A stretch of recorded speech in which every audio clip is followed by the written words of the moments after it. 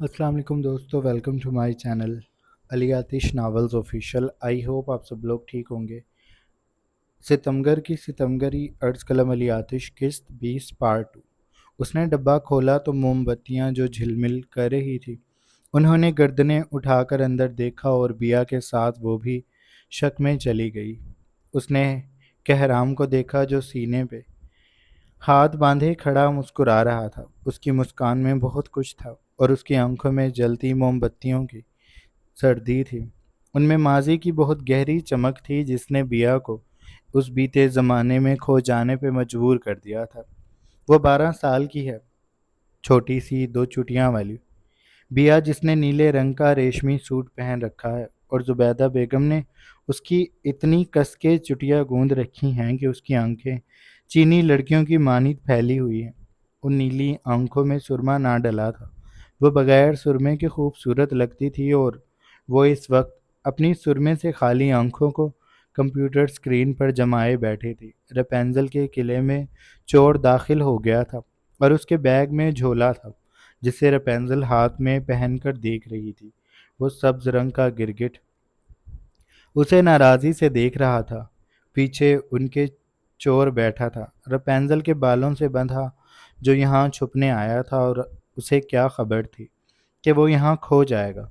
उन बड़ी आंखों में, सुनहरी बालों में और मासूमियत भरे अंदाज में, नाजो उशवा में यहाँ बहक जाएगा। उसे अंदाज़ा नहीं था। बिया बगैर पलकें झपकाए उसे देख रही थी। तभी रपेंजल ने वो ताज सर पे पहना तो गिरगिट की आंखें इस्तेजाब से फैल गईं। रपेंजल की भी आंखें फैली और साथ बिया की भी। उसने दिल पे हाथ रखा और वो कह दिया जो दिल में आ रहा था, मैं किसी ऐसे लड़के से शादी करूंगी जो मुझे ताज देगा। उसकी बात पे परी हैरान हुई। नरमीन को झटका लगा और सीमा सटपटा कर रह गई। और अगर तुम्हें ऐसा लड़का ना मिला तो? परी ने पूछा, जबकि नरमीन और सीमा उन्हें चुप करवाना चाहती थी, लेकिन वो दोनों एक दूजे में मगन थी। तो मैं शादी ही नहीं करूंगी, उसने फैसला सुनाए। ये शर्त होगी तुम्हारी? परी ने पूछा। बिया ने सर हिला दिया। कहराम, जो अपने ही कमरे में सोफे पे बैठा था, किताब में मुंह दिए, उसने संजीदगी से चेहरा ऊपर किया था। नरमीन और सीमा ने उसे खिफ़त से देखा। वो बहुत शर्मिंदा हो गई थी। भाई के सामने ऐसी बात। तभी दादी को पसंद नहीं था कि लड़कियां उसके कमरे में जाकर फिल्में देखें, लेकिन बिया को इन सब चीज़ों का बड़ा चस्का था। और वह घर में टीवी ना होने के बायस हवेली आती ही इसलिए थी ताकि कहराम जो कार्टून डलवा कर लाता है उन्हें देख सके। कहराम की कोशिश होती थी कि वो कुछ ऐसा डलवा कर ले जाए जो वो लड़कियां आराम से बैठ कर देख लें, लेकिन कार्टूनों में भी बहुत बड़ी बातें कर दी जाती थी, इसलिए वो बेचारा ज़्यादातर उन्हें कंप्यूटर सेट करके दे जाता था। लेकिन आज बाहर मेहमान आए हुए थे, इसलिए वो कमरे में ही न जाने क्यों बैठ गया और अब वो बैठकर पछता रहा था। उसने खामोशी से किताब को बंद किया और उठकर कमरे से निकल गया। उसके चले जाने के बाद सीमा ने बिया को बहुत नाराज़ी से देखा था। तुम्हें शर्म नहीं आती? शाह के सामने ऐसी बातें कर देती हो। बिया को इतनी समझ होती तो वो क्या ही बात थी। उसने ताज्जुब से कहा, क्यों? क्या मेरी शादी नहीं होगी? उसे फिक्र हुई। सीमा ने अपना सर पीट लिया। नरमीन आगे बढ़ी। उसने नरमी से बिया को समझाया, शादी सबकी होगी, लेकिन तुम जानती हो ना कि भाइयों के सामने ऐसे लड़कियां अपनी शादी की बातें नहीं करती। और तुम तो शोहर की भी बात कर रही थी। ऐसे ऐसी बातें करना बुरी बात होती है। बिया को हो और हैरानी हुई। शाह हमारे भाई हैं। नरमीन अब की बार उसे यूं देखने लगी जैसे बिया पागल हो गई हो। तो तुम उन्हें भाई नहीं मानती?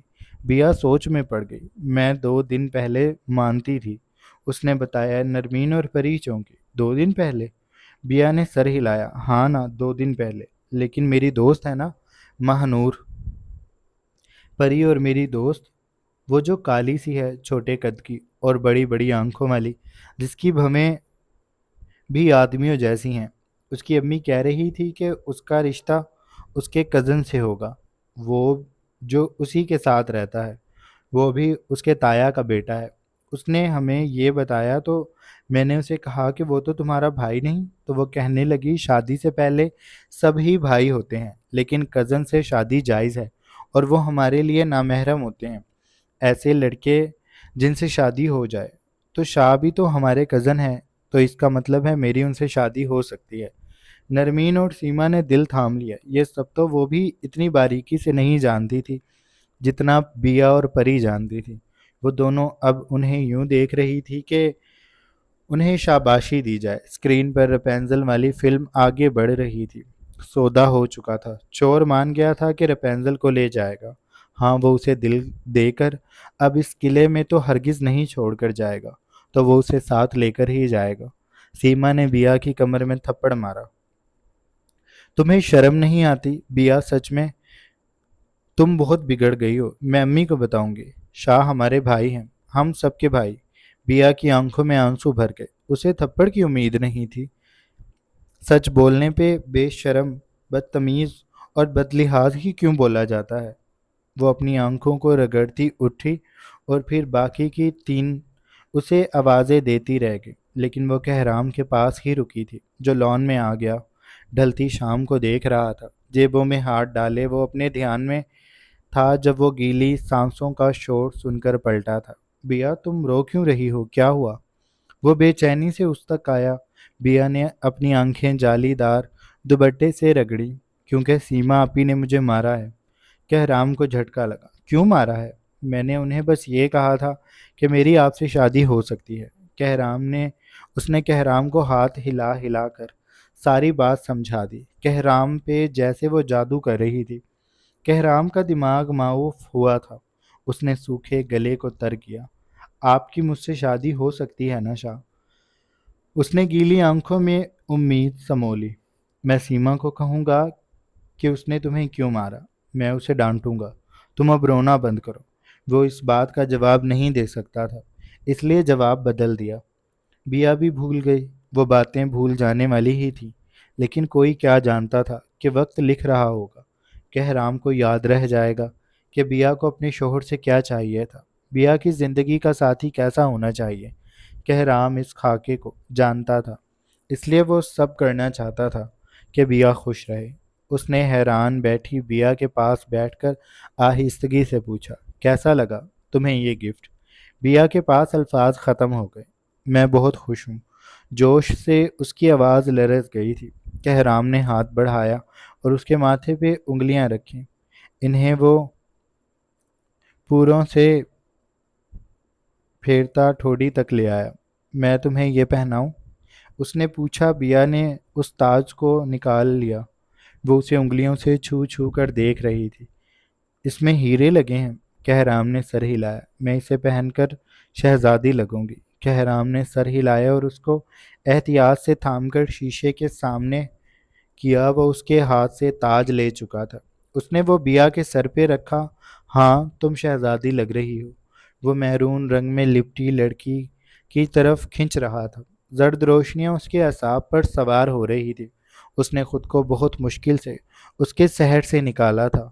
جادو کرنے والا خود بہک رہا تھا، ساحر خود سحر میں جکڑتا جا رہا تھا۔ یہ شہزادی کس کی ہے؟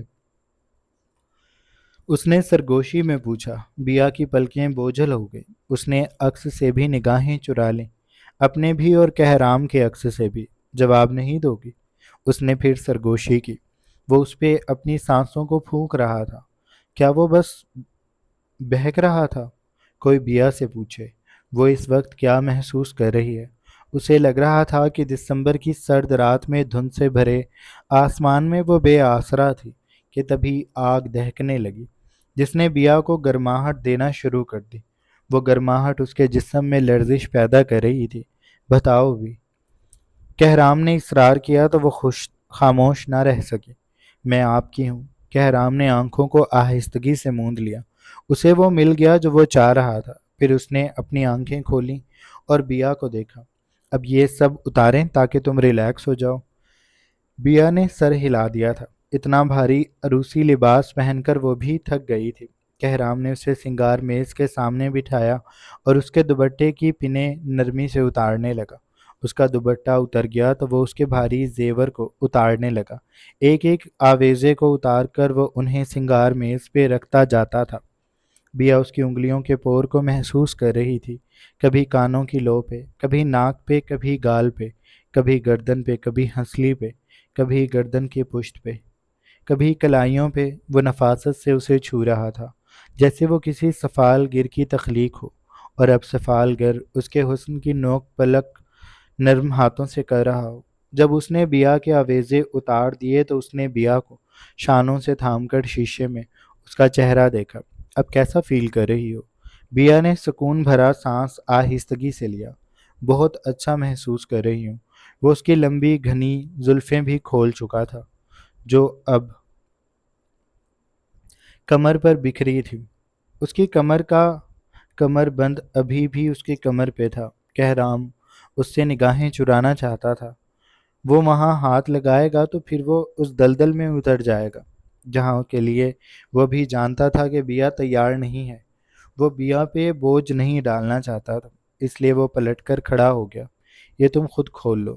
بیا نے اس کا اشارہ سمجھ لیا تھا، لیکن مسئلہ یہ تھا کہ اس کی ہک پیچھے کمر پہ تھی۔ یہ لگائی بھی پارلر والی نے تھی، تو وہ خود کھول کیسے سکتی تھی؟ مجھ سے نہیں کھلے گی، اس نے پریشانی سے کہا۔ بیا کوشش تو کرو۔ بیا نے کوشش کی اور ہار گئی۔ اس کا وجود دو چار چوڑیاں اس کی کلائیوں میں تھیں۔ ان کی جھنجھلاہٹ بھری آواز سے بھی کہرام جان گیا تھا کہ اس سے نہیں ہوا۔ اس نے خود کو کنٹرول کیا اور بیا کی جانب گھوما، نیچے کو ہوا اور کمر بند کی ہک کو کھولنے لگا۔ بیا ٹھیک کہہ رہی تھی کہ یہ آسان نہیں تھا۔ ہک چھوٹی تھی اور انگلیوں میں آ نہیں رہی تھی۔ اس نے مشکل سے کھولی تھی۔ کھولتے ہی اس نے وہ زیور اتارا اور ڈریسنگ پر رکھ دیا۔ بیا اس کی انگلیوں کے لمس پہ سانس روکے کھڑی تھی، اور کہرام نے پوری کوشش کی تھی کہ وہ بیا کی کمر کو نہ دیکھے۔ اس نے جیسے ہی اپنا کام کیا وہ بیا سے دور ہو گیا۔ چینج کرنا ہے تو کر لو، تمہارے کپڑے الماری میں ہیں، کچھ لائٹ سا پہن لو۔ بیا سر ہلا کر الماری سے اپنا سفید سلک کا سوٹ نکال کر باتھ روم میں گھس گئی۔ جب وہ باہر نکلی اس کے بدن پہ ہاف آستینوں والا کھلا سا لبادہ تھا جو نائٹی کے طرز کا تھا۔ کہرام خود بھی سفید کرتے شلوار میں اب ریلیکس لگ رہا تھا۔ وہ واپس سے آ کر بیڈ پر بیٹھ گیا تھا۔ اس کی انگلیاں لرز رہی تھی، بدن میں کرنٹ سا دوڑ رہا تھا۔ کہرام ایک بار پھر اس کے پہلو میں آ کر بیٹھ گیا تھا۔ اب کہنے کو کچھ نہیں بچا تھا۔ جو کہنا تھا وہ سب تو وہ کہہ چکا تھا۔ اب جو تھا وہ کرنا تھا، لیکن کیسے؟ کہرام کو سمجھ نہیں آ رہی تھی۔ بیا، اس نے نرمی سے بیا کو پکارا۔ بیا نے سر کو ہلا دیا۔ وہ دو زانوں ہو کر بیٹھی تھی، اس کے ہاتھ اس کے گھٹنوں پہ رکھے تھے۔ کہرام نے اس کا ہاتھ تھام کر اپنے ہاتھ میں لے لیا۔ وہ اسے رب کر رہا تھا۔ تم اب میری بیوی بن گئی ہو، وہ تمہید باندھ رہا تھا۔ بیویوں کی کچھ ذمہ داریاں ہوتی ہیں، میری بھی ہیں۔ میں شوہر ہوں تمہارا، میں اپنی ساری ذمہ داریاں پوری کروں گا۔ وہ اتنا کہہ کر رکا۔ بیا کو کوئی جلتے لاوے کے پاس لے کر جا رہا تھا۔ اس کی سانسیں تیز ہو رہی تھیں۔ اور بیوی شوہر کو خوش رکھتی ہے۔ ہماری کچھ ضرورتیں ہوتی ہیں جنہیں ہم ایک دوسرے سے پورا کرتے ہیں، جو ہمارے لیے ضروری ہوتی ہیں۔ وہ بیا کا ہاتھ اپنے گال سے لگا چکا تھا۔ بیا کو جھٹکا سا لگا۔ وہ پیچھے کو ہونے لگی۔ کہرام نے اسے ایسا نہیں کرنے دیا۔ میرے قریب رہو بیا، اس نے نرمی سے کہا، لیکن اس کی آواز میں بوجھل پن بھی تھا۔ بیا نے نچلا لب کچلنا شروع کر دیا تھا۔ وہ بیا کے ہاتھ کو اپنے لبوں سے لگا چکا تھا۔ موم پگھل رہی تھی اور وہ اس کی جان لے رہا تھا۔ میں جب چاہوں گا تمہارے قریب آؤں گا، اس نے بیا کو بتایا۔ اس سب میں تمہاری مرضی لازمی ہوگی، لیکن خواہش میری ہوگی۔ میں تمہیں اپنی خواہش بتاؤں گا اور فیصلہ تم پہ چھوڑ دوں گا۔ جیسا تم چاہو گی تو میں تمہارے قریب ہو جاؤں گا، ورنہ میں تمہارے قریب نہیں ہوں گا۔ تمہارا اس سب میں کمفرٹیبل ہونا بہت زیادہ ضروری ہے۔ جب بھی تمہیں لگے کہ تم ٹھیک نہیں ہو تو تم مجھے کھل کر بتاؤ گی، میں رک جاؤں گا، تمہیں مجبور نہیں کروں گا۔ وہ کہہ کر چپ ہو گیا تھا۔ ان دونوں کے درمیان کہرام کی تیز تیز دھڑکنیں تھی۔ جو بیا سن رہی تھی اور بیا کی بکھرتی سانسیں تھیں جنہیں کہرام سن رہا تھا۔ بیا نے کہرام کی جانب دیکھنے کی جسارت نہیں کی۔ وہ اندر ہی اندر کانپ رہی تھی۔ اب ہاں اب ہاں کرے یا نہ کہہ دے، اب دل کی مانے یا کہرام کے دل کی بے چینیوں کو مان دے۔ وہ الجھ رہی تھی، اس کی ہتھیلیاں پسینے سے بھیگ رہی تھی۔ کہرام اس نمی کو اپنے لبوں پہ اب محسوس کر رہا تھا۔ اس کی گرم گرم سانسیں بیا پر پڑ رہی تھی۔ کہرام کی شاید ابھی بات مکمل نہیں ہوئی تھی، اس لیے وہ مزید بولا، ماضی میں جو کچھ ہوا میں اس سے بہت ڈر گیا ہوں، اور میں نہیں چاہتا کہ میں وہ غلطیاں دوبارہ دہراؤں۔ تم بھول گئی، یہ اچھی بات ہے، لیکن میں یاد رکھوں گا، اس لیے تاکہ تمہیں دوبارہ اس سب سے گزرنا نہ پڑے۔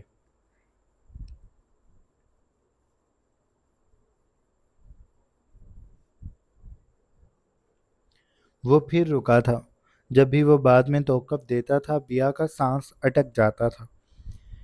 اب بھی اس کے چپ ہو جانے پہ بیا نے اپنے سلک کے لبادے کو مٹھی میں جکڑ لیا تھا۔ اب تم بتاؤ کیا چاہتی ہو؟ بیا کا دل ڈوب کر رہ گیا۔ وہ اسی سب میں تو الجھی تھی، کہنا کیا ہے اسے سمجھ نہیں آ رہی تھی۔ بتاؤ بیا، میں تمہارے قریب ہو جاؤں؟ بیا نے مٹھی کو مزید بھینچ لیا تھا۔ اس کے سانس اکھڑ رہے تھے۔ کہرام نے اس کے ہاتھ کی پشت کو چوما، ریلیکس رہو۔ وہ بے ترتیب سانسوں کو سن کر بولا تھا، مجھے وقت چاہیے، مجھے آپ سے ڈر لگتا ہے، آپ بہت بڑے ہیں، آپ میں ہاتھ درد ہو جائے گا۔ وہ بے ربط بول رہی تھی، مجھے بہت سارا وقت دے۔ کہرام ہنسا، کتنا سارا؟ بیا کے پاس بات کا جواب نہیں تھا۔ مجھے یہ بتانے کے لیے بھی وقت چاہیے، اسے وقت دینے کے لیے بھی وقت چاہیے تھا۔ کہرام کو اس سے کوئی گلہ نہیں تھا، وہ اس کے قریب تھی، وہ ماضی بھول رہی تھی۔ اس کے ساتھ ابھی کہرام کو بس اچھا وقت بتانا تھا، چھوٹی چیزوں سے شروع ہونا تھا۔ باتیں محبت قربت بھی ہو جائے گی، چاند ٹھنڈا بھی ہوگا، ہاتھ میں بھی آئے گا اور پگھل بھی جائے گا۔ پر یہ سارے کام بہت نازک تھے جنہیں کہرام تیزی میں نہیں کرنا چاہتا تھا، اس لیے اس نے سر ہلا دیا۔ جیسے تم کہو۔ اس نے پھر بیا کے ہاتھ کی پشت کو چوما اور اس کے ہاتھ کو چھوڑ دیا۔ اب کیا کریں؟ کہرام نے پوچھا۔ بیا کی نگاہیں تبھی تحائف پہ گئیں جو کمرے میں موجود ٹیبل پر پڑے تھے۔ ہم گفٹ کھولیں؟ کہرام نے سر ہلا دیا۔ وہ بیڈ سے اٹھا اور سارے گفٹ اٹھا لایا۔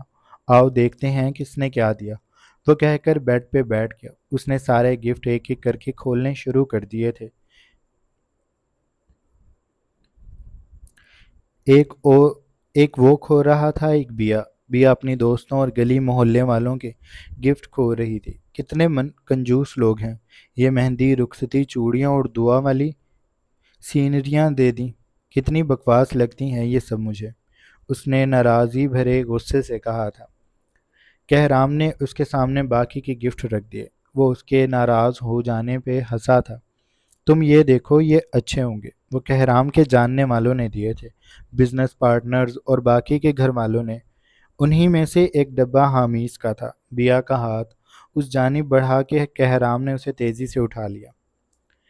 یہ میں کھولوں گا پر بعد میں۔ بیا نے اسے تعجب سے دیکھا۔ کیوں؟ کہرام نے گلا کھنکارا۔ اس میں کوئی ڈراؤنا ہو سکتا ہے؟ میرے دوست نے دیا ہے نا، تو وہ ایسا ہی ہے، اس لیے اسے رہنے دیتے ہیں۔ میں بعد میں جب بھی کھولوں گا تمہیں بتا دوں گا کیا نکالا تھا۔ بیا نے لاپرواہی سے شانے اچکا دیے تھے۔ وہ باقی کے گفٹس کی جانب متوجہ ہو گئی تھی۔ سب کچھ کھول لینے کے بعد وہ لیٹ گئی۔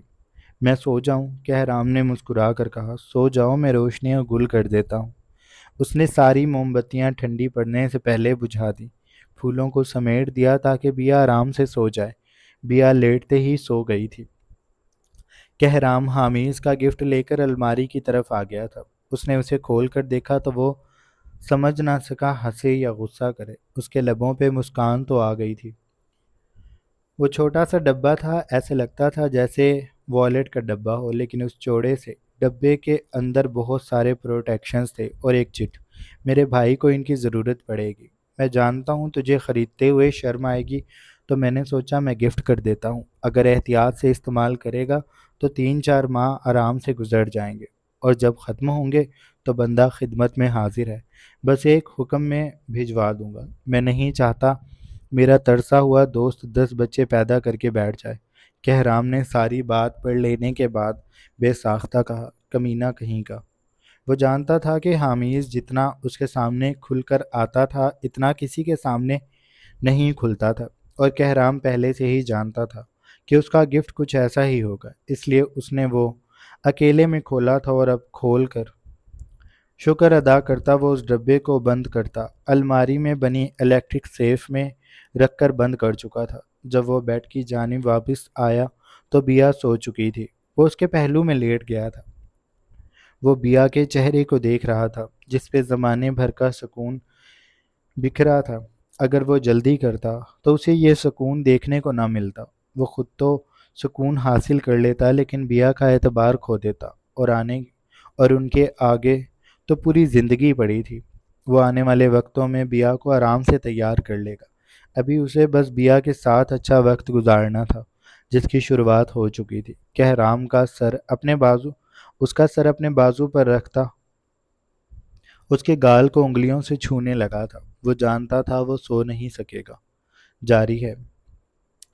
سو جناب، یہ تھی ہماری آج کے ایپیسوڈ۔ آئی ہوپ آپ لوگوں کو اچھی لگی ہوگی۔ اگر آپ کو قسط اچھی لگی ہے تو آپ چینل کو لازمی سبسکرائب کر لیں، بیل آئیکن کے بٹن کو بھی پریس کر لیں۔